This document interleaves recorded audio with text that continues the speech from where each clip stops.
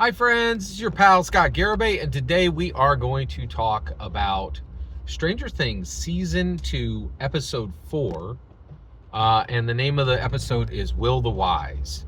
So, Will the Wise is actually the name of Will's player character in Mike Wheeler's campaign.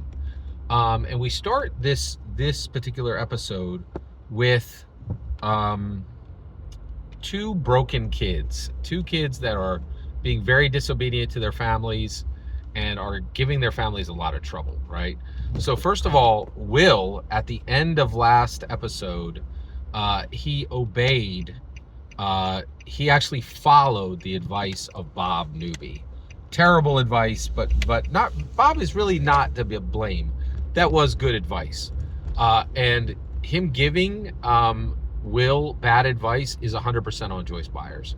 And the reason why is Joyce Byers knows that Hawkins is a supernatural realm, right? That Hawkins is attached. Hawkins has a supernatural element, and she hasn't told Bob this, right? And so I love Stranger Things, and I think there's a lot of lessons to be learned. If you believe you live in a supernatural world, you better tell people. And I can tell you right now, I believe we live in a supernatural world. You think you're going to die and then it's going to cut off there? It's not. You need to secure eternity for yourself. You live in a supernatural world, and you better recognize, right?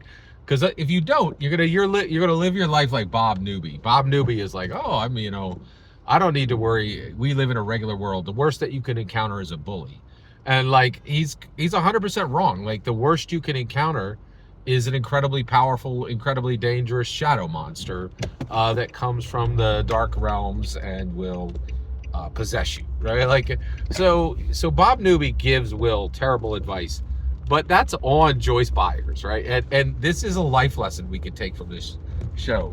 Tell people what you know. Don't keep information to yourself, right? Like, this is like, and it's not easy. There's a, like you like I just told you, hey, Jesus is real. You should get saved. Oh, Scott, you silly. You don't know what you're talking about, right? There's a cost to telling people the truth. There really is, right? So that's rough. That's rough. But you need to tell people the truth. You need to tell people what you know, right? What you know to be true, right? And at this point, like Joyce Byers knows that Hawkins is connected to a supernatural realm, the Upside Down. Okay. So at this point, Will has been possessed by the Shadow King, actually not even the Shadow King, a powerful entity of the Upside Down, right? And it is now, and so he goes back to Joyce Byers. And he's like, you have to keep the house cold, right? I don't like heat. And he starts auto writing. He starts scribbling on paper. And he uses blue crayons, and he's just scribbling. But what he's scribbling is a map, right? Joyce invites Hopper over. Hopper looks at this, and he goes, these are vines, right? He's drawing vines. The same vines that we saw when we were down in the Upside Down. He's drawing a map of the Upside Down, right? All right, so that's Will Byers, okay? Who is the other problematic child? Well, it's 11, right? So 11 goes back to the cabin, and she goes back into exile, back into isolation, back into separation, right?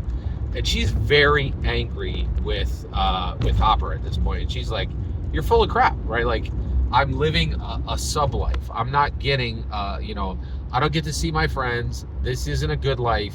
I don't like what's happening, right?" And I get what she's saying. She's very upset, and I understand her point, but I also understand Hopper's, right? Because, like, Hopper is providing for her. He's keeping her in Eggos. He's keeping her warm. He's keeping her safe. He's keeping her clothed, right? And he's like, that's enough. And she's like, that's not enough. I want a full, robust life, right? I don't want to be shoved in a cabin. I don't care. What's it matter if I'm safe, if I'm not living a life I want to live, right? Very interesting. It's like, and that's a good question too. Like, what is the value of life if we're not living the life we want to live, right?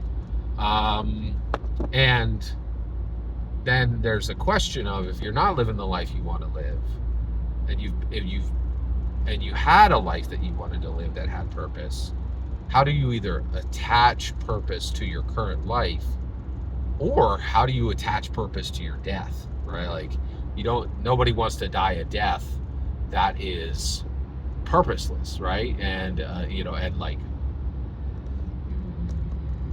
Yeah, like, and there are deaths that are very purposeless.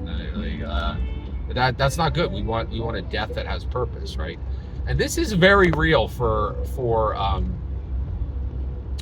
11, because she is constantly getting very close to death, right? Because she's essentially the front line of the good guys against the Upside Down, and so she's always a centimeter away from dying on the field, right? Like it's and also I don't think she's afraid of that, because she's like, well, that would be a death of purpose.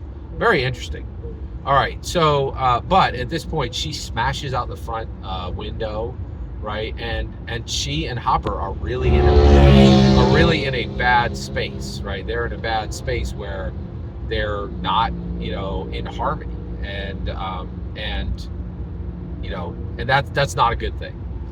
Every single word you just heard in this video is my humble opinion, nothing more, nothing less. The important part is when I get to hear your humble opinion.